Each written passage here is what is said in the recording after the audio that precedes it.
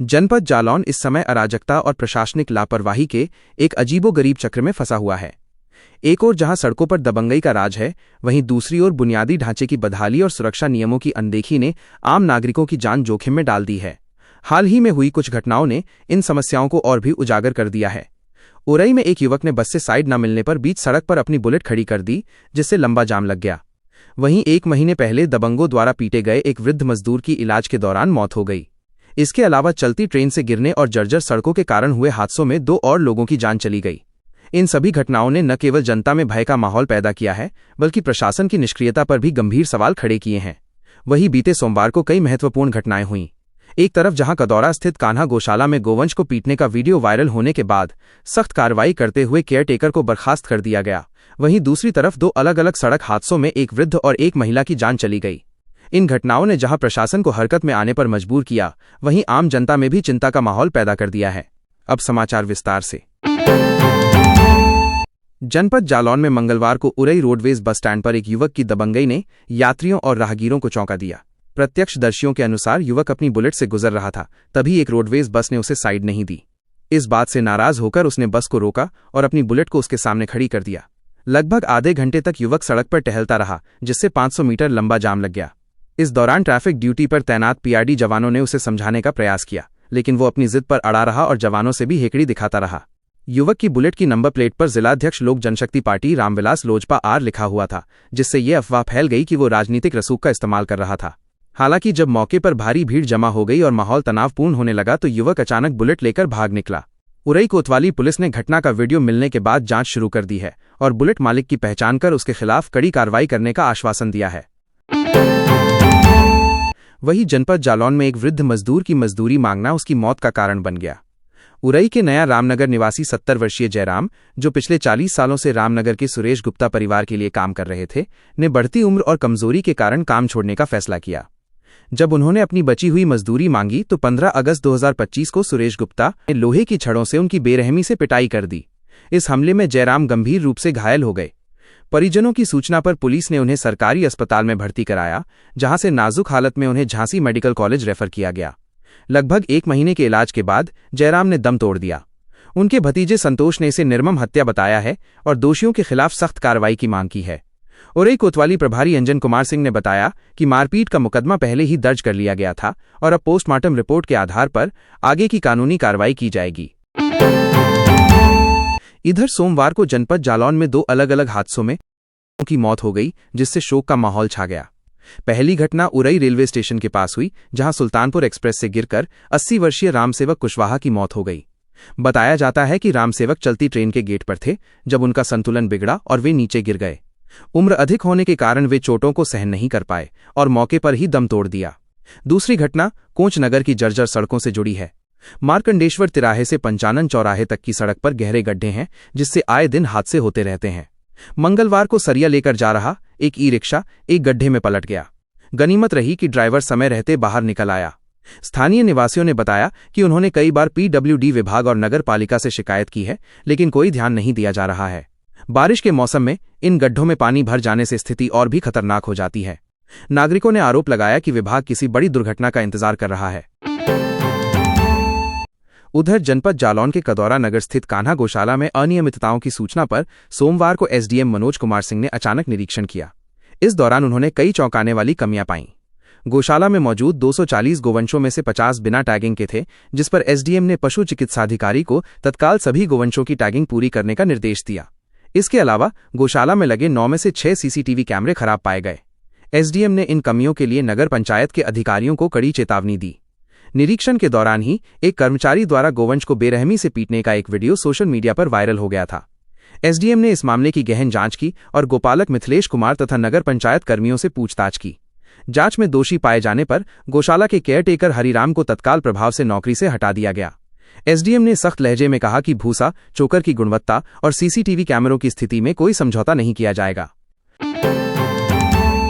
वहीं जनपद जालौन में सोमवार का दिन सड़क हादसों के लिहाज से भी दुखद रहा।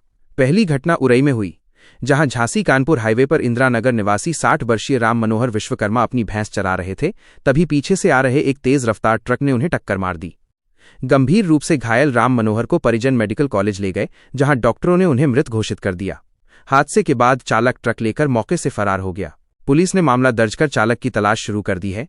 दूसरी घटना मोहम्मदाबाद में हुई, जहां डकोर कोतवाली के कुठौंदा गांव की रहने वाली 56 वर्षीय रति देवी अपने भतीजे अभय के साथ बाइक से अपने मायके से लौट रही थीं। शहर कोतवाली क्षेत्र के शताब्दी स्कूल के पास एक कार ने उनकी बाइक को टक्कर मार दी, जिससे दोनों गंभीर रूप से घायल हो गए। उन्हें तुरंत मेडिकल कॉलेज ले जाया गया, जहां से उनकी गंभीर हालत को देखते हुए झांसी रेफर कर दिया गया। झांसी में इलाज के दौरान रति देवी की मौत हो गई। पुलिस ने कार को कब्जे में ले लिया है और फरार चालक की तलाश कर रही है। वहीं जनपद जालौन में ही सोमवार को जिले में अन्य छोटी बड़ी घटनाएं भी हुईं। जालौन के कुसमरा गांव में शराब के नशे में धुत ऋषभ कुमार ने मोहल्ले में गाली गलौज और मारपीट की। पुलिस को सूचना मिलने पर उसे गिरफ्तार कर लिया गया और शांति भंग के आरोप में कार्रवाई की गई। इसके अलावा उरई भीमसेन रेलखंड पर रेलवे के वरिष्ठ मंडल वाणिज्य प्रबंधक अमन वर्मा के नेतृत्व में चलाए गए एक विशेष टिकट चेकिंग अभियान के दौरान 18 बिना टिकट यात्री पकड़े गए। उनसे 5,460 रुपये का जुर्माना वसूला गया।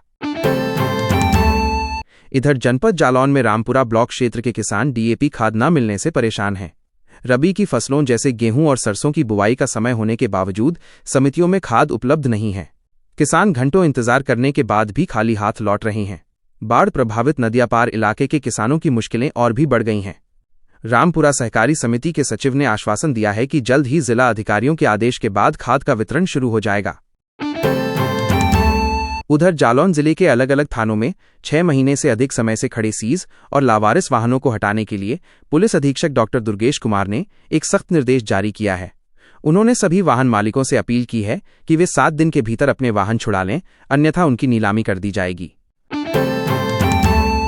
वहीं जालौन जिले में पर्यटन को बढ़ावा देने के लिए 4 मंदिरों को विकसित किया जाएगा। इसके लिए पर्यटन विभाग ने 4 करोड़ रुपए से अधिक की 4 परियोजनाएं स्वीकृत की हैं। इनमें कुठौंद के त्रिपुरी आश्रम, जालौन के छठी माता मंदिर, माधोगढ़ के महामाई मंदिर और कालपी के प्राचीन पातालेश्वर मंदिर शामिल हैं। इन मंदिरों में यात्री हॉल, पेयजल व्यवस्था, शेड और सोलर लाइटें जैसी सुविधाएं स्थापित की जाएंगी, जिससे पर्यटकों के आने जाने में बढ़ोतरी होगी।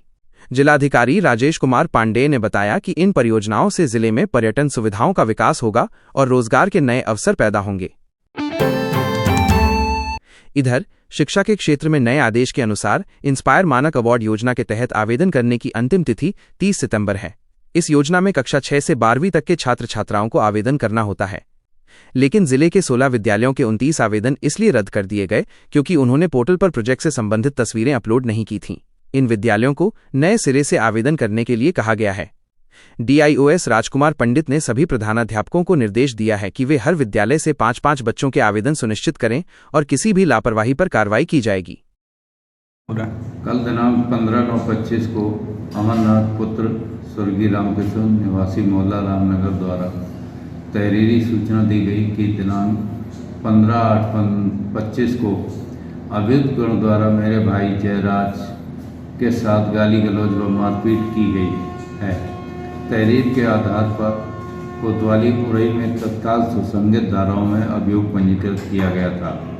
आज दिनांक 16/9/25 को सूचना मिली कि वादी के भाई जयराज की मृत्यु हो गई। सूचना पर कोतवाली उरई पुलिस द्वारा तत्काल मौके पर पहुंचकर जांच व पूछताछ की गई तो ज्ञात हुआ कि जयराज करीब 40 वर्ष से रविंद्र गुप्ता के मकान में रहकर घरेलू कार्य करता था। जयराज काफ़ी दिनों से मानसिक रूप से बीमार चल रहा था, जिसके चलते दिनांक 15/8/25 को जयराज ने रविंद्र गुप्ता के बगल में निवास कर रहे भाई सुरेश गुप्ता के गेट पर लैट्रीन कर दी थी तथा पत्थर मारकर शीशा तोड़ दिया। इसी बात को लेकर आरोपी द्वारा आवेश में आकर जयराज के साथ मारपीट की घटना कर दी गई।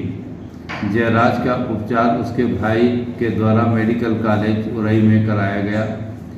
उपचार के उपरांत स्वस्थ होने पर अमरनाथ अपने भाई जयराज को वापस अपने घर ले आया था। आज दिनांक 16/9/25 को जयराज की मृत्यु हो गई है।